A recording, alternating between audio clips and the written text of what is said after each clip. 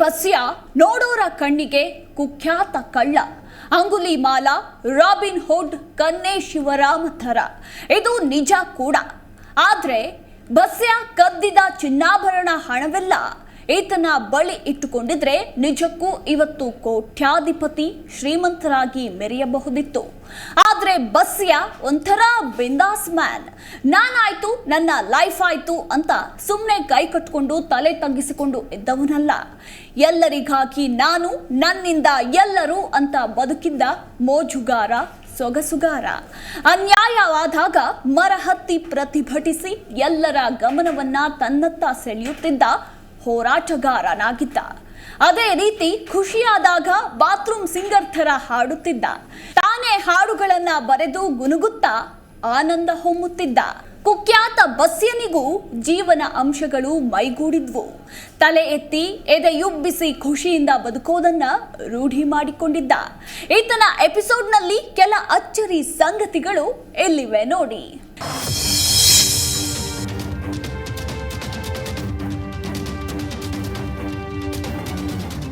ಶಿಗ್ಲಿ ಬಸ್ಯ ಕೇವಲ ಕಳ್ಳ ಅಂತ ಯಾರಾದರೂ ಭಾವಿಸಿದ್ರೆ ಅದು ತಪ್ಪಾಗುತ್ತೆ. ಬಸ್ಯನ ಒಡಲಲ್ಲಿ ಅಪ್ಪಟ ಹೋರಾಟಗಾರನೊಬ್ಬನಿದ್ದಾನೆ. ತನಗೆ ಅನ್ಯಾಯವಾದಾಗ ಆತ ದೊಡ್ಡದಾದ ಮರ ಇಲ್ಲವೇ ಮೊಬೈಲ್ ಟವರ್ ಹತ್ತಿ ಪ್ರತಿಭಟಿಸುತ್ತಿದ್ದ. ಈತನೊಬ್ಬ ಹಾಡುಗಾರ, ಮೋಜುಗಾರ, ಸೊಗಸುಗಾರ.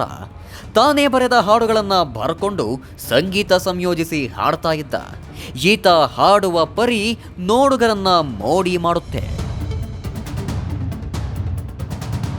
ಬಸ್ಯ ಒಬ್ಬ ಅಪ್ಪಟ ಕಳ್ಳ, ಕುಖ್ಯಾತ ವೃತ್ತಿಪರ ಕಳ್ಳ ಅನ್ನೋದ್ರಲ್ಲಿ ಯಾವುದೇ ಡೌಟ್ ಇಲ್ಲ.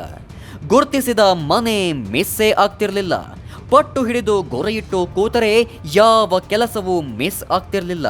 ಬೇಸರವಾದಾಗ ಏಕಾಂಗಿಯಾಗಿ ಬೈಕ್ ಹತ್ತಿ ಹೊರಟ ಅಂದ್ರೆ 500 ಕಿಲೋಮೀಟರ್ ದೂರದವರೆಗೂ ಪ್ರಯಾಣ ಮಾಡ್ತಾನೆ. ಈ ಜನರೇಷನ್ ಜನ ಹೇಳೋ ಥರ ಮೈಂಡ್ ರಿಲೀಫ್ಗಾಗಿ ಲಾಂಗ್ ಡ್ರೈವ್. ಅದೇ ರೀತಿ ತಲೆಗೆ ಹತ್ತಿಸಿಕೊಂಡರೆ ಸೀರಿಯಸ್ ಆಗಿ ಕಳ್ಳತನಕ್ಕೂ ಸೈ ಈ ಬಸ್ಯ. ಬರೀ ಆಫೀಸರ್ಸ್ ಮನೆ ಹೊಡೆಯೋದು. ಯಾಕಂದ್ರೆ ಲಾಯರು, ಇಂಜಿನಿಯರಿಂಗ್ ಯಾರು ಮನೆ ಕಡ್ದೈತಿ ಎಲ್ಲ ಹೊಡಿತೀನಿ. ಆದರೆ ಕೆಲವೊಬ್ರು ಕಂಪ್ಲೇಂಟ್ ಕೊಟ್ಟಿದ್ದಾರೆ, ಕೆಲವೊಬ್ರು ಕಂಪ್ಲೇಂಟ್ ಕೊಟ್ಟಿಲ್ಲ. ನಿಮ್ಗೆ ಯಾರ್ಯಾರು ಕಂಪ್ಲೇಂಟ್ ಕೊಟ್ಟಿಲ್ಲ ಅನ್ಸುತ್ತೆ? ಕೆಲವೊಬ್ರು ತಹಸೀಲ್ದಾರ್ ಕೊಟ್ಟಿಲ್ಲ, ಕೆಲವೊಬ್ರು ಜಡ್ಜಸ್ಗಳು ಕೊಟ್ಟಿಲ್ಲ. ಆಮೇಲೆ ಒಂದು ಕಣ್ಣಿಗೆ ಕಂಡಿದ್ದು ಮಾತ್ರ ಕೇಸ್ ಹಾಕಿದ್ದಾರೆ. ಆಮೇಲೆ PWD ಡಾಕ್ಟ್ರ್ ಮನೆ ಎಲ್ಲ ಹೊಡೆದಿದ್ದೀನಿ. ಇಂಥವೆಲ್ಲ ಎಲ್ಲ ಕೇಸ್ಗಳು ಬಿದ್ದಿದ್ದವು ನನ್ನ ಮೇಲೆ. ಬಡವ್ರ ಮನೆ, ರೈತರ ಮನೆ, ಯಾರ ಮನೆ ಹೊಡೆದಿಲ್ಲ. ಸಿಂಗಲ್ ಆಗಿ ಕಳ್ಳತನ ಮಾಡ್ತಿದ್ದ ಶಿಗ್ಲಿ ಬಸ್ಯ ಹೆಚ್ಚಾಗಿ ವಕೀಲರು, ಜಡ್ಜ್ಗಳು, ತಹಸೀಲ್ದಾರ್, ಇಂಜಿನಿಯರ್ಗಳ ಮನೆಗಳನ್ನೇ ಕಳ್ಳತನ ಮಾಡಿದ್ದಾನೆ. ಯಾಕೆ ವಕೀಲರ ಮನೆಗಳನ್ನೇ ಬಸ್ಯ ಕಳ್ಳತನ ಮಾಡ್ತಿದ್ದ ಅಂದ್ರೆ ಅದಕ್ಕೂ ಈತನಲ್ಲಿ ರೆಡಿಮೇಡ್ ಉತ್ತರವಿದೆ. ಅದು ಯಾಕೆ ಅದೇ ಉದ್ದೇಶ ಇಟ್ಕೊಂಡಾಗ ಅವ್ರು ಬೋರ್ಡ್ ಹಾಕಿರ್ತಾರೆ ನಾನೊಬ್ಬ ಅಡ್ವೊಕೇಟ್ ಅಂತ. ಅವಾಗ ನನಗೆ ಅನಿಸ್ತೈತಿ ಎಷ್ಟು ಜವಾಬ್ದಾರಿ ಐತಿ ಇವನಿಗೆ ಅಂತಂದು. ಇವನ ಮನೆನ ಹೊಡೆದು ಅವನ್ನ ಕಟ್ಕಟ್ಟೆ ನಿಲ್ಲಿಸಿ ಅವನ ಬಂಗಾರಕ್ಕೂ ಆಧಾರ ಇಲ್ದಂಗೆ ಸಾಕ್ಷಿ ಹೇಳ್ಕೊಂಡು ಕೇಸ್ ಗೆದ್ದಂಥ ಹುಲಿ ನಾನು. ಅವಾಗ ನಾವು ಹೊರಗೆ ಬಂದಾಗ ಏನು ಮಾರೆ ಏನು ಕೊಡ್ಸೋಕಾತ್ ನಿನ್ನ ಶಿಕ್ಷೆ, ಜನರಿಗೆ ಇನ್ನೇನು ನ್ಯಾಯ ಒದಗಿಸ್ಕೊಡ್ತೀನಿ ನೀನು. ನಿನ್ನ ಕೇಸು ನಿನಗೆ ಗೆಲ್ಲಕ್ಕಾಗಲಿಲ್ಲ, ಇನ್ನು ಜನರಿಗೆ ಹಿಡಿದ ಕೇಸ್ ಏನು ನ್ಯಾಯ ಕೊಡ್ತಿದ್ದಿ? ಎಲ್ಲ ದರಿದ್ರಗಳು ಟೇಬಲ್ ಬಡಿದು ಯಾರು ವಾದ ಮಾಡಂಗಿಲ್ಲ ವಕೀಲರು. ಈತ ಮಾಜಿ ಮುಖ್ಯಮಂತ್ರಿ ಯಡಿಯೂರಪ್ಪನವರ ಮನೆಯನ್ನು ಕೂಡ ಬಿಟ್ಟಿರಲಿಲ್ಲ ಅಂದ್ರೆ ಗಹನವಾಗಿ ಯೋಚಿಸಬೇಕಿದೆ. ಯಡಿಯೂರಪ್ಪ ಮನೆಯವರು ಯಾಕೆ ಪೊಲೀಸ್ ಕಂಪ್ಲೇಂಟ್ ಕೊಟ್ಟಿಲ್ಲ ಅಂತ ಅವರನ್ನೇ ಕೇಳಿ ಅಂತಾನೆ ಬಸ್ಯ. ಪಾಪ BSY ಕುಟುಂಬದವರೇ ಬಡವ, ಬಸ್ಯ ಬದುಕಿಕೊಳ್ಳಲಿ ಅಂತ ಬಿಟ್ರೋ ಏನೋ. ಆದ್ರೂ ಬಸ್ಯನ ಮಾತಲ್ಲಿ ಕೇಳೋ ಗಮ್ಮತ್ತೇ ಒಂಥರ. ಮಾಡಿದಾಗ ಯಡಿಯೂರಪ್ಪಂದ ಮನೆ ಅಂತಂದ್ರೆ ನನಗೆ ಗೊತ್ತಿಲ್ಲ. ನಾನು ಲೈನ್ನ ಕಳ್ತನ ಮಾಡ್ಕೊಂಡು ಹೋಗೋಣ. ನಾನು ಹೋದಾಗ ಅಲ್ಲೇ ಒಂದು ಮತ್ತು ಮಾರನೇ ದಿವಸ ನಾನು ಲೈನ್ನಾಗ ಅಡ್ಡಾಡೋಣ. ನಾನು ಅಡ್ಡಾಡ್ದಾಗ ನನಗೆ ಕನ್ಫ್ಯೂಷನ್ ಆಗಿದ್ದೇನೆಂದ್ರೆ ಯಡಿಯೂರಪ್ಪನ ಮನೆನ ಇದು ಅಂತ ನನಗೆ ಕನ್ಫ್ಯೂಷನ್ ಆಗ. ಅವಾಗ ನೂರುಲ್ಲಾ ಶರೀಫ್ CPI ಇದ್ರು ಅವರು. ನೋಡಿ ನಾ ಯಡಿಯೂರಪ್ಪನ ಮನೆ ಕಳ್ತನ ಮಾಡಿದ್ದೀನಿ, ಮನೇನ ತೋರಿಸ್ತೀನಿ ಅಂದರೆ ಅದೆಲ್ಲ ಬಿಡ್ಲಿಪ್ಪ, ಬೇರೆದು ಹೇಳು. ಅವರೆಲ್ಲ ಮುಚ್ಚಿ ಹಾಕೊಂಡ್ಬಿಡ್ತಾರೆ ಸರ್. ಎಷ್ಟು ಕದ್ರಿ ಅವತ್ತು? ಮತ್ತೆ ಒಂದು ದಿನ ಒಂದು 6 ಮನೆ 5 ಮನೆ ಹೊಡೆದಿದ್ದೆ ನಾನು. ಸುಮಾರು ಅಷ್ಟೊಂದು ಸಿಕ್ಕಿದ್ದಿಲ್ಲ. ಅವಾಗ ಬಡತನ ಪರಿಸ್ಥಿತಿ, ಅಷ್ಟೊಂದು ಪ್ರಾಪರ್ಟಿ ಯಾರು ಮನ್ಯಾಗ ಇಡ್ತಿದ್ದಿಲ್ಲ. ಅಲ್ಲ, ಯಡಿಯೂರಪ್ಪನ ಮನೆಗೆ ಎಷ್ಟು ಕದ್ರಿ? ಅದೇ ಒಂದು 250 ಗ್ರಾಮ್ ಬಂಗಾರ ಬಂದು ಸಿಕ್ಕಿತ್ತು, ಸ್ವಲ್ಪ ದುಡ್ಡು ಸಿಕ್ಕಿತ್ತು ಅಷ್ಟೇ. ಅದನ್ನೆಲ್ಲ ಕಳ್ತನ ಅವತ್ತು ಒಂದೇ ದಿನ ಒಂದು 5-6 ಮನೆ ಹೊಡೆದಿದ್ದೆ ನಾನು. ಹಗಲಿನ ಹೊಡಿತೀನಿ ನಾನು. ನ್ಯಾಯಾಧೀಶರ ಮನೆಯೊಂದರಲ್ಲಿ ಕಳ್ಳತನ ಮಾಡಿದ್ದ ಶೇಗ್ಲಿ ಬಸ್ಯ ಆ ಕೇಸಲ್ಲಿ ಕೋರ್ಟ್ನಲ್ಲಿ ಗೆಲ್ಲೋ ಮೂಲಕ ಕಾನೂನಿನ ವ್ಯವಸ್ಥೆಯನ್ನೇ ಅಣಕಿಸಿದ್ದಾನೆ. ಇಲ್ಲಿ ಪೊಲೀಸ್ ವ್ಯವಸ್ಥೆಯ ಅಸಡ್ಡೆಯೋ, ಶೇಗ್ಲಿ ಬಸ್ಯ ಜಾಣತನವೋ ಅಥವಾ ಕಾನೂನಿನ ಹುಳುಕೋ ಗೊತ್ತಿಲ್ಲ. ಆದರೆ ಬಸ್ಯ ಜಡ್ಜ್ ಮನೆಯಲ್ಲಿ ಕಳ್ಳತನ ಮಾಡಿ ನ್ಯಾಯಾಲಯದಲ್ಲಿ ನಿರಪರಾಧಿಯಾಗೋ ಮೂಲಕ ಜಯಿಸಿ ಬಂದಿದ್ದಾನೆ. ಆರೋಪಿಗಳ ಬಗ್ಗೆ ಚಿಂತೆ ಇಲ್ಲ, ಕೈ ಮುಗಿದು ಕೇಳಂಗಿಲ್ಲ, ಬರೀ ರೆಕಮೆಂಡೇಶನ್ ಮೇಲೆ ಸರ್ ಕೊಡು. ಅವ್ರ ಜಡ್ಜ್ಗಳು ಅವ್ರಿಗೆ ಏನು ಬೇಕಾದ್ರೂ ಬೈತಾರೆ, ಎಲ್ಲ ಟ್ರಸ್ಟ್ ಮಾಡ್ಕೊಂಡಿದ್ದಾರೆ. ಟ್ರಸ್ಟ್ ಈಗ ಒಬ್ಬ ವ್ಯಕ್ತಿದು ಚಿತ್ರಲೇಖದ ಕೇಸ್ ಹಿಡಿಬೇಕಾಗ ಲಾಯರ್ ಹಿಡಿತಾನೆ. ಸಿ ವಿ ನಾಗೇಶ 1.5 ಕೋಟಿ ತೊಗೊಂಡಿರ್ತಾನೆ. 50 ಕೋಟಿ ಜಡ್ಜ್ಗೆ, 50 ಕೋಟಿ ಲಾಯರ್ಗೆ, 50 ಕೋಟಿ ತನಗೆ ಜಾಮೀನು ಕೊಟ್ಬಿಡ್ತಾರೆ. ದುಡ್ಡಿದ್ದು ಜಾಮೀನು ಕೊಡ್ತಾರೆ. ಅಂಥ ಜನಾರ್ದನ್ ರೆಡ್ಡಿ ಜಡ್ಜ್ಗೆ ಡೀಲ್ ಮಾಡಿ ಕೊಟ್ಟಿದ್ದ ಅಂಥ ಜಡ್ಜ್ಗಳಿಗೆ ಬಿಟ್ಟರು. ಇವೆಲ್ಲ CBI ಕೇಸ್. ಬಸ್ಯಾನ ಕಳ್ಳತನದ ಬಲೆಯಲ್ಲಿ ದೊಡ್ಡ ಮೀನು ಸಿಕ್ಕಿದ್ದು ತರೀಕೆರೆಯಲ್ಲಿ. ಹೌದು, ಅದು ಶಿವರಾತ್ರಿ ದಿನ. ಬಸ್ಯನಿಗೆ ಹಾಡುಗಾರಿಕೆಯ ಕಲೆಯೂ ಗೊತ್ತಿದೆ. ಹೀಗಾಗಿ ಶಿವನಾಮ ಸ್ಮರಣೆ ಟೈಮ್ನಲ್ಲಿ ತರೀಕೆರೆಯಲ್ಲಿ ಹಾಡುಗಾರಿಕೆಯಿಂದ ಎಲ್ಲರ ದೇಕ್ಕನ್ನ ತಪ್ಪಿಸಿಬಿಟ್ಟಿದ್ದ. ಹೇಳಿ ಕೇಳಿ ಖತರ್ನಾಕ್, ಚಾಲಾಕಿ, ಬುದ್ಧಿವಂತ ಮನೆಗಳ್ಳಾಯಿತ. ಹಾಡಿನಲ್ಲೇ ಮೋಡಿ ಮಾಡಿ ಮನೆಯಲ್ಲಿ ಕಳ್ಳತನ ಮಾಡಿ ಬೇರಿ ಕಿತ್ತಿದ್ದ. ಆಗ ಆತನಿಗೆ ಸಿಕ್ಕಿದ್ದು ಬರೋಬ್ಬರಿ 1 kg 800 ಗ್ರಾಂ ಬಂಗಾರ ಮತ್ತು 7 ಲಕ್ಷ ರೂಪಾಯಿ ಹಾರ್ಡ್ ಕ್ಯಾಶ್. ಅದನ್ನ ಬಿಟ್ರೆ ಲಕ್ಕವಳ್ಳಿಯಲ್ಲಿ ಆದಿಶಕ್ತಿ ದೇವತೆ ವಿಗ್ರಹ ಕದ್ದಿದ್ದಂತೆ. ಮೊದಲೇ ಹೇಳಿದಂತೆ ಬಸ್ಯ ಶ್ರೀಮಂತಿರಿಕೆಯ ಒಪ್ಪರಿಗೆಯಲ್ಲಿ ಕುಪ್ಪಳಿಸಿ ಆಡಬಹುದಿತ್ತು. ಆದರೂ ರಾಬಿನ್ ಹುಡ್ ಚಾಳಿ ಈತನನ್ನ ಬಡವನಾಗಿ ಮಾಡಿಬಿಟ್ಟಿತ್ತು. ಅಂದಹಾಗೆ ಬಸ್ಯ ಬಂಗಾರ ಕದ್ರೆ ಜಸ್ಟ್ 24 ಗಂಟೆಯೊಳಗೆ ಡೆಲಿವರಿ ಮಾಡಿಬಿಡ್ತಿದ್ದ. ಎಲ್ಲ ನನ್ನಂತೇಳಿ ನೋಡಿ ಸರ್, 24 ಗಂಟೆದಲ್ಲಿ ಯಾವ ವಸ್ತು ಇರಲ್ಲ, ಕ್ಲಿಯರ್ ಮಾಡಿಬಿಡ್ತೀನಿ. ಮತ್ತು ಆರಾಮ್ ರೆಸ್ಟ್ ಮಕ್ಕೊತೀನಿ, ವಿಚಾರ ಮಾಡ್ತೀನಿ, ಯಾರ ಮನೆ ಮುರಿಬೇಕು, ಯಾರ ಮನೆ ಮುರಿದ್ರೆ ಎಷ್ಟು ಸಿಗ್ತೈತಿ, ಸ್ಕೆಚ್ ಹಾಕ್ಕೊತೀನಿ, ಮತ್ತು ಬೈಕ್ ಹತ್ತೀನಿ. ಒಬ್ಬನೇ ಕಳ್ಳತನ ಮಾಡ್ತಿದ್ದೆ. ಯಾವುದೋ ಒಂದು ಲೋಕಲ್ ಬೈಕ್, ನನಗೆ ಪೆಟ್ರೋಲು ಟೈರ್ ಟ್ಯೂಬ್ ಗಟ್ಟಿರ್ಬೇಕು ಅಂಥ ಬೈಕ್ ತೊಗೊತೀನಿ, ಹಳೇದೇ ಇರಲಿ. ಹೋಗಿ ಬರೀ ಆಫೀಸರ್ಸ್ ಮನೆ ಹೊಡೆಯೋದು. ಯಾಕೆಂದರೆ ಲಾಯರು, ಇಂಜಿನಿಯರಿಂಗ್, ಯಾರ ಮನೆ ಕಡ್ದೈತಿ ಎಲ್ಲ ಹೊಡಿತೀನಿ. ಆದರೆ ಕೆಲವೊಬ್ರು ಕಂಪ್ಲೇಂಟ್ ಕೊಟ್ಟಿದ್ದಾರೆ, ಕೆಲವೊಬ್ರು ಕಂಪ್ಲೇಂಟ್ ಕೊಟ್ಟಿಲ್ಲ. ಮತ್ತೊಂದು ಕೇಸ್ ನೆನಪು ಮಾಡ್ಕೊಳ್ಳೋದಾದ್ರೆ 6 ವರ್ಷಗಳ ಹಿಂದಕ್ಕೆ ಹೋಗಬೇಕಿದೆ. ಒಮ್ಮೆ ಬೈಲಹೊಂಗಲದ ತಹಸೀಲ್ದಾರ್ ಮನೆಯಲ್ಲಿ ಚೋರಿ ಮಾಡಿದ್ದ. ಚೋರಿ ಟೈಮ್ನಲ್ಲಿ ಬರೋಬ್ಬರಿ 1.25 kg ಬಂಗಾರವನ್ನ ಬಸ್ಯ ಕದ್ದು ಮಾರಿದ್ದ. ಆದ್ರೆ ಬಂಗಾರ ಖರೀದಿಸಿದವನು ಮಾತ್ರ ಬಸ್ಯನಿಗೆ ದುಡ್ಡು ಕೊಡ್ಲಿಲ್ವಂತೆ. ಏನೇನೋ ಕತೆ ಹೇಳಿದ್ದಾನೆ. ಆದ್ರೆ ಶೇಗ್ಲಿ ಬಿಡಬೇಕಲ್ಲ, ತಂತ್ರಕ್ಕೆ ಪ್ರತಿತಂತ್ರ ಹೂಡಿಬಿಟ್ಟಿದ್ದ. ಬಸ್ಯ ಒಂದು ಪ್ಲಾನ್ ಮಾಡ್ದ ನೋಡಿ, ಎಲ್ಲವೂ ಸರಾಗವಾಗಿ ಹೋಗಿತ್ತಂತೆ. ಅದೇನು ಅಂತ ನೀವೇ ಕೇಳಿ. 6 ವರ್ಷ ಹಿಂದೆ ಕಳ್ಳತನ ಮಾಡಿದ್ದೆ 1 kg 300 ಗ್ರಾಮ್ ಬಂಗಾರ. ಅದು ತಹಸೀಲ್ದಾರ್ ಮನೆ. ಕಳ್ಳು ಹಿಡಿಯೋಕ್ಕಾಗಿಲ್ಲ ಅವ್ರಿಗೆ. ಅವಾಗ ಏನಾಯ್ತು, ನನಗೆ ಮಕ್ಕಳು ಓದ್ಸೋಕೆ ದುಡ್ಡು ಇಲ್ದಂಗೆ ಆಯ್ತು. ನಾನೇನು ಬಂಗಾರ ಮಾರಿದ್ನಲ್ಲ ಆ ಪಾರ್ಟಿ ಅಂತೇಳಿ ಹೋಗಿ 1 ಲಕ್ಷ ಕೇಳಿದೆ. ಏನು ಯಾರು ಗೊತ್ತೇ ಇಲ್ಲ ಅಂದ್ಬಿಟ್ಟವ. ಅವನು ಬೇರೆ ಯಾರೆಲ್ಲ ಇಲ್ಲೇ ಕಾಮಾಕ್ಷಿ ಅಂಗಡಿ, ಅವನು ಬಂಗಾರದ ಅಂಗಡಿ, ಗೊತ್ತೇ ಇಲ್ಲ ಅಂದ್ಬಿಟ್ಟ. ಹಂಗೆಲ್ಲ ಅನ್ಬಾಡಪ್ಪ, ನನ್ನ ಕಷ್ಟ ಐತಿ, ನೀ ಬಿದ್ದಾಗ ನಾ ಹೆಂಗೆ ಎತ್ತಿ ಹಿಡ್ದೀನಿ, ನಾ ಬಿದ್ದಾಗ ಎತ್ತಿಡಿ ನನ್ನ ಮಕ್ಕಳಿಗೋಸ್ಕರ ಅಂದರೆ ಗೊತ್ತಿಲ್ಲ ಹೋಗಿ, ನೀ ಯಾರು ಗೊತ್ತೇ ಇಲ್ಲ ಅಂದ್ಬಿಟ್ಟ. ಅನ್ನೋದ್ಲೆ ಸರಿ ಬಿಡು ಅಂದೆ. ಈ ಕಡೆ 2007ರಾಗ ಹಾವೇರಿ ಗಿವೇರಿ ಎಲ್ಲ ಹಾದ್ರಿಗಿತ್ತಿ ಹಾವೇರಿ ರಂಡಿ ಮುಂಡ್ರಿ ಆಣೆಬೆನ್ನೂರು ಎಲ್ಲ ಕಳ್ಳತನ ಮಾಡಿಬಿಟ್ಟೆ. ಕಳ್ಳತನ ಮಾಡಿ ಆಮೇಲೆ ಸಿಕ್ಕಾಕೊಂಡು ಇವನ ಅಂಗಡಿಗೆ ಬಂದುಬಿಟ್ಟೆ. ನಾನು ಕಳ್ಳತನ ಆಗಿತ್ತು ಅಂದ್ರೆ ಅವಾಗ ಏನೇನು ಹೋಗಿತ್ತು ರೀ ಅಂದಾಗ ಇಷ್ಟು ಬಂಗಾರ ಹೋಗಿತ್ತು. ಕಳ್ಳ ಅವತ್ತು ಸಿಕ್ಕಿದ್ರಿ ಏನು ಮಾಡ್ತಿದ್ರಿ ನೀವು 3 ಜನ ಅಂತ ಕೇಳಿದೆ. ಕೊಂದು ಹಾಕ್ಬಿಡ್ತಿದ್ರು ತಮ್ಮ ಅಂದ. ಈಗ ಅದೇ ಕಳ್ಳನ ಬಂದು ನಿಮ್ಮ ಮನೆಗೆ ನಾನಾ ಕದ್ದೇನೆ ಅಂತ ಹೇಳಿದೆ, ನೀವು ಏನು ಮಾಡ್ತೀರಿ ಅಂತ ಕೇಳಿದೆ. ಕಾಲು ಬಿದ್ದು ಬಂಗಾರ ಕೇಳ್ತೀನಿ ಮಗನ, ನನ್ನ ಮಕ್ಕಳು ಬಂಗಾರ ಅದು ಅಂದ್ರೆ, ಮಕ್ಕಳು ಬಂಗಾರ ಅದು ಅಂದಾಗ ನಾನೇನು ಮಾಡಿದೆ, ಹಂಗಾರೆ ನಾನು ಬಂಗಾರ ಕೊಡಿಸ್ತೀನಿ, ಪೊಲೀಸ್ ಎಂಡವ್ರು ಕೊಡಿ. ಏನು ಅವ್ರಿಗಂತೂ ಹಿಡಿಯೋಕ್ಕಾಗಲಿಲ್ಲ ಕಳ್ಳನ್ನ. ನಾನಾ ನಿಮ್ಮ ಮನೆಗೆ ಬಂದು ನಾನಾ ಕದ್ದೇನೆ ಅಂತ ನಿಮ್ಗೆ ಕೊಡ್ಸಕ್ಕೆ ಬಂದೇನೆ. ಇವತ್ತು 50 ಲಕ್ಷ ರೂಪಾಯಿ ಬಂಗಾರ ಅದು. ಮತ್ತು ನಾ ಕೊಡಿಸಿ ಮತ್ತು ಜೈಲಿಗೆ ಹೋದ್ನಂದ್ರೆ ನನ್ನ ಹೆಂಡತಿ ಮಕ್ಕಳು ನೋಡ್ರೆ ಯಾರು ನನಗೇನು ಕೊಡ್ತಿದ್ದೆ ಅಂದೆ. ಏನು ಕೊಡೋಣ ಹೇಳೋ ಅಂದ. 3 ಲಕ್ಷ ಕೊಡು, 3 ತೊಲೆ ಬಂಗಾರ ಕೊಡು ಅಂದೆ. ಕೊಡ್ತೇನೆ ಹೋಗ ಅಂದರು. 3 ತೊಲೆ ಬಂಗಾರ 3 ಲಕ್ಷ ಕೊಟ್ಟರು. ಅದು 1 ವರ್ಷ ಮಕ್ಕಳು ಓದಿಸಿದೆ. ಆ ಕೇಸ್ನಲ್ಲಿ ಅವ್ರ ಕಡೆಯಿಂದ ರಾಜಿ ಮಾಡಿಸ್ಕೊಂಡು ಕೇಸ್ ಹಾಕಿಟ್ಟು ಮಾಡಿಕೊಂಡೆ. ಬಸ್ಯ ಇದುವರೆಗೂ ಸಾವಿರಾರು ಕಳ್ಳತನ ಮಾಡಿದ್ದಾನೆ.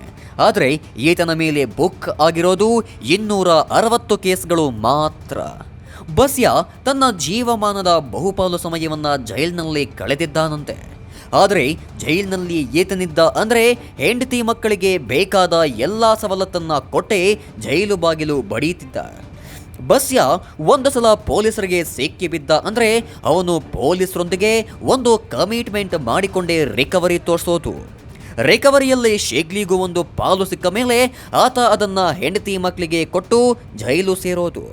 ಇಂತಹ ಸ್ಪೆಷಲ್ ಕ್ಯಾರೆಕ್ಟರ್ಗಳಿಂದಲೇ ಈ ಶೇಗ್ಲಿ ಬಸ್ಯ ಇವತ್ತಿಗೂ ಎಲ್ಲರಿಗೂ ಅಚ್ಚರಿಯ ಮೂಟೆ ಎನಿಸಿರೋದು, ಎಲ್ಲರಿಗಿಂತ ಡಿಫರೆಂಟ್ ಆಗಿ ಕಾಣುತ್ತಿರೋದು. ಹಾವೇರಿ ಜಿಲ್ಲಾ 2007ರಾಗ ನನ್ನ ಅರೆಸ್ಟ್ ಮಾಡಿದ್ರು ಟಾಸ್ಕರ್ ಅಂತ DYSP.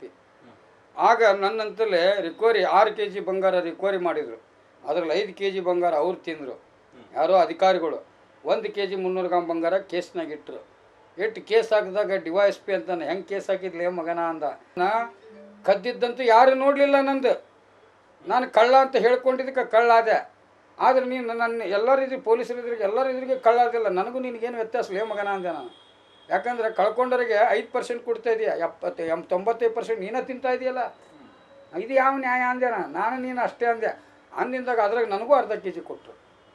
ಯಾಕಂದ್ರೆ ನಾನು ಜೈಲಿಗಿಂದ ಹೊರಗೆ ಬರೋಮಟ ನಾನು ಹೆಂಡತಿ ಮಕ್ಕಳು ಬೀದಿ ಪಾಲಾಕಾರ, ಆ ವ್ಯವಸ್ಥೆ ನಾನು ಸರಿ ಮಾಡಿಕೊಂಡು ಅವ್ರಿಗೆ ಬಂಗಾರ ಕೊಡ್ಸೋದು. ಇಲ್ಲ ಅಂದ್ರೆ ನಾನು ಕೊಡ್ಸಂಗಿಲ್ಲ ಅಂತೀನಿ. ಕೊಡಿಸ್ತೀನಿ ಲೇಪ ಸಿಗಲಿ ಅಂತಾನೆ. ಅಂದ್ಗಡೆ ನನಗೊಂದು ಅರ್ಧ kg 5 kg ಕೊಡ್ತೀನಿ, ಅರ್ಧ kg ನನಗೆ ಕೊಡ್ತಾರೆ. ನಾನು ಮನ್ಯಾಗ ಹೆಂಡತಿ ಮಕ್ಕಳು ಕೊಡ್ತೀನಿ, ಆರಾಮ್ ಜೈಲ್ ಕಾನ ದಮ್ ಕಪ್ಪಿನ ಚಿಪ್ಕೆಸೋಣ ಅಂತಂದ್ರೆ ಜೈಲ್ನಾಗ ಎಂಜಾಯ್ ಆಗಿರ್ತೀನಿ. ಬಸ್ಯ ಜೈಲಲ್ಲಿದ್ದ ಅಂದ್ರೆ ಆ ಜೈಲೇ ಸೇಫು. ಜೈಲಿನಲ್ಲೇ ಕೈದಿಗಳಿಗೆ ಸರಿಯಾದ ಸಮಯಕ್ಕೆ ಊಟ ಉಪಚಾರ ಸಿಗುತ್ತೆ. ಜೈಲುವಾಸಿಗಳಿಗೆ ಸ್ವರ್ಗಕ್ಕೆ 3 ಮೆಟ್ಟಿಲು ಎಂಬಂತಿರುತ್ತೆ. ಹೌದು, ಜೈಲು ಬಸ್ಯನ ಪಾಲಿಗೆ ಕಾನೂನು ವಿಶ್ವವಿದ್ಯಾನಿಲಯ. ಈತ ಇಲ್ಲಿದ್ರೆ ಎಂತಹ ಜೈಲರ್ಗಳಿಗೂ ಕೂಡ ಈತ ಸವಾಲು ಹಾಕಿ ಸಕ್ಸಸ್ ಆಗಿ ಬಿಡ್ತಾನೆ. ಧಾರವಾಡ ಜೈಲಲ್ಲಿ ಗಾಂಜಾಕ್ಕೆ ಜೈಲರ್ ನಿರ್ಬಂಧ ಹೇರಿದಾಗ ಪಾರಿವಾಳದ ಮೂಲಕ ಗಾಂಜಾ ತರಿಸ್ಕೊಂಡು ಸೇದಿದವನು ಈ ಭೂಪ. ಈಗ ಧಾರವಾಡ ಜೈಲಿನಾಗ ಪಾರಿವಾಳ ಸಾಕೀವಿ, ಇಲಿಗಳು ಸಾಕೀವಿ, ಆಮೇಲೆ ಮಲಗಳು ಸಾಕಿದ್ವಿ.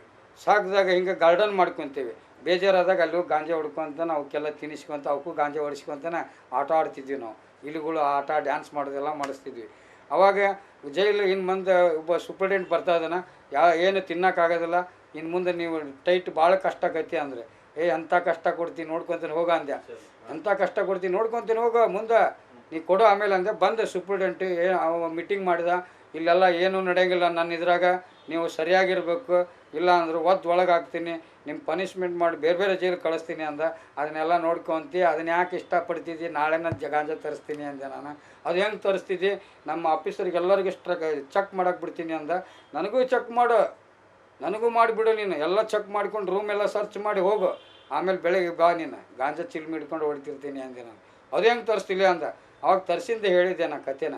ನೋಡು, ನಾನು ಹಕ್ಕಿ ಬಿಟ್ರೆ ಏನು ಜನ ಅಲ್ಲಿಂದ ಗಾಂಜಾ ಕಟ್ಟಿ ಒಳಗಡೆ ಬಿಡ್ತಾರೆ, ಅದನ್ನು ತೊಗೊಂಡು ನಾ ಸೇರ್ತೇನೆ.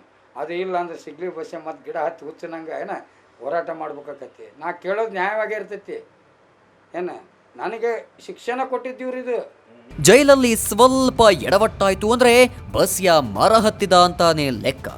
ಬಸ್ಯ ತನ್ನ ಪ್ರತಿ ಹೋರಾಟಕ್ಕೂ ಮರ ಏರೋದು, ಟವರ್ ಹತ್ತೋದನ್ನೇ ಕಯಾಲಿ ಮಾಡಿಕೊಂಡಿದ್ದ. ತನ್ನ ಬೇಡಿಕೆ ಈಡೇರಿಕೆಗಾಗಿ ಎತ್ತರಕ್ಕೆ ಹೋಗಿ ಬೆದರಿಕೆ ಹಾಕೋದನ್ನ ಅಸ್ತ್ರವಾಗಿ ಮಾಡಿಕೊಂಡಿದ್ದ. ತನ್ನ ಕೇಸ್ಗಳು ಕೋರ್ಟಲ್ಲಿ ವಿಳಂಬವಾದರೆ ಅದಕ್ಕೂ ಆತ ಪ್ರತಿಭಟಿಸುತ್ತಿದ್ದ. ಅಸಲಿಗೆ ಮಾಡಿದ ಎಲ್ಲ ಹೋರಾಟದಲ್ಲೂ ಈತ ಸಕ್ಸಸ್ ಆಗಿರ್ತಾನೆ. ನ್ಯಾಯಾಧೀಶರನ್ನ ಕೂಡ ಬದಲಾಯಿಸಿರೋ ಕೀರ್ತಿ ಈ ಬಸ್ಯನಿಗಿದೆ. 1995-94 ಇಸ್ವಿಯಲ್ಲಿ BC ಪಾಟೀಲ್ ದಾವಣಗೆರೆ ಟೌನ್ ಸ್ಟೇಷನ್ನಲ್ಲಿ ಇದ್ದರು. ಅವತ್ತಿನ ದಿನ ಹಿಂದೂ ಮುಸ್ಲಿಂ ಗಲಾಟೆ ಇತ್ತು. ನಂದು ಜಜ್ಮೆಂಟ್ ಇತ್ತು. ಕೋರ್ಟಿಗೆ ಕರ್ಕೊಂಡು ಹೋಗ್ರಿ ಅಂತಂದು ನಾನು ಕೇಳಿದರೆ ಎಸ್ಕಾರ್ಡ್ ಇಲ್ಲ, ಬಂದೋಬಸ್ತ್ ಮಾಡೋಕೆ ಹೋಗಿದ್ದಾರೆ, ನಿನಗೆಲ್ಲಿ ಕೋರ್ಟಿಗೆ ಕರ್ಕೊಂಡು ಹೋಗೋಕ್ಕಾಗುತ್ತೆ, ಇನ್ನೊಂದು 8-14 ದಿವಸ ಮುಂದೆ ಡೇಟ್ ತೊಗೊಂಡಿರು ಅಂತ ಹೇಳಿದರು. ನಾನು ಗಿಡ ಹತ್ತಿಬಿಟ್ಟೆ. ಗಿಡ ಹತ್ತಿದಾಗ BC ಪಾಟೀಲ್ ಬಂದು ಇಳಿಸಾಕೆ ಬಂದ, ಗುಂಡಿಟ್ಟು ಹೊಡಿತೀನಿ ಅಂದ. ಗಿಡ ಹತ್ತಿಸಿ ಕೆಡುತ್ತೀನಿ ಅಂದ. ಕೈಯಾಗ ಸೊಂಟದಾಗ ಗನ್ ಇಟ್ಕೊಂಡು ನೀನೇನು ಹಿಂಗೆ ಹೇಳ್ತಿದ್ದೀಯ, ಇದು ಇಳಂಗಿಲ್ಲ ನಾನು ಅಂತ ಹೇಳಿದಾಗ ಆಮೇಲೆ ಜಡ್ಜ ಕರೆಸಿದ್ರು. ಏನಪ್ಪ, ಅವ್ರು ಜೈಲ್ ಸೂಪರ್ಡೆಂಟ್ ಬರೆದಿದ್ದಾರೆ ಇಷ್ಟು ಉದ್ದ, ನೀ ರೌಡಿಜಾಮ್ ಮಾಡ್ತೀಯ, ನೀ ಕೈದಿಗಳನ್ನ ಕೆಡಿಸ್ತೀಯ, ನೀನು ಆ ಜೈಲು ಈ ಜೈಲಿಗೆ ಇದು ಮಾಡ್ತಾರೆ, ನಮ್ಮ ಜೈಲಿನ ಬೇಡ, ಇವ್ನು ಬೇರೆ ಜೈಲಿಗೆ ಕಳಿಸ್ರಿ ಅಂತೇಳಿ ಸೂಪರ್ಡೆಂಟ್ ಜಡ್ಜಿಗೆ ಬರೆದ್ಬಿಟ್ಟಾನ. ಅವ್ರು ತೋರಿಸಿದ್ರು, ಏನಪ್ಪ ಹಿಂದೂ ಮುಸ್ಲಿಂ ಗಲಾಟೆ ಐತಿ, DR ಪೊಲೀಸ್ನವರು ಬಂದೋಬಸ್ತಿಗೆ ಹೋಗಿದ್ದಾರೆ, ಒಂದು 8 ದಿವಸ ಇರೋಕೆ ಏನಾಕೈತಿ ಅಂತ ಕೇಳಿದ. ಸ್ವಾಮಿ, ಅವ್ರವ್ರ ತಿಂಡಿಗೋಸ್ಕರ ಹೊಡೆದಾಡಿ ಸತ್ತನ್ನು ಅವ್ರಿಗೆ ಸರ್ಕಾರ ಪರಿಹಾರ ಕೊಡ್ತೈತಿ. ನಾ ಜೈಲಿನ ಸತ್ರ ನನ್ನ ಹೆಂಡತಿ ಮಕ್ಳಿಗೆ ಪರಿಹಾರ ನೀ ಕೊಡ್ತೀನಿ ಅಂದ್ರೆ ಇನ್ನೂ 8 ದಿವಸ ಇರ್ತೀನಿ ಅಂದೆ. ಆಯ್ತಪ್ಪ ನೀನು ಬಿಟ್ಟೇನು ಹೋಗಂದ. ಅದೇ ಮೊದಲನೇ ಹೋರಾಟ.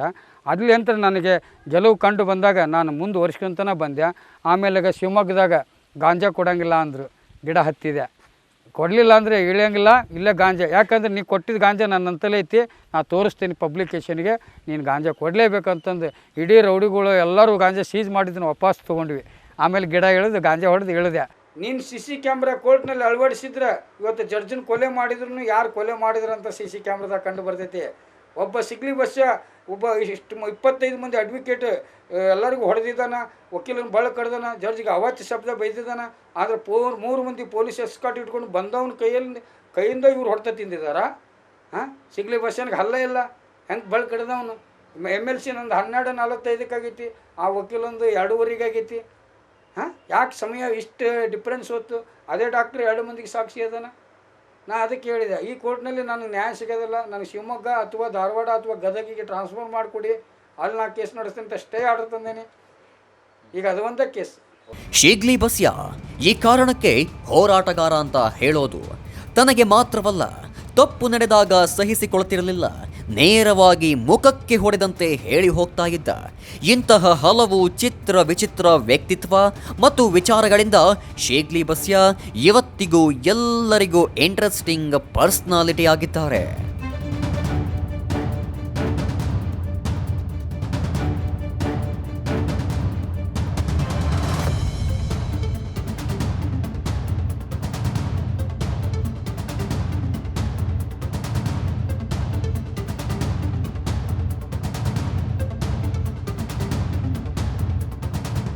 ಕೇವಲ ಲಾಯರ್ಸ್ ಅಷ್ಟೇ ಅಲ್ಲ, ಜಡ್ಜಸ್ ಕೂಡ ಬಸ್ಸಿಯ ಮುಂದೆ ಮೂಗಿನ ಮೇಲೆ ಬೆರೆಯಿಟ್ಟುಕೊಳ್ತಿದ್ರು.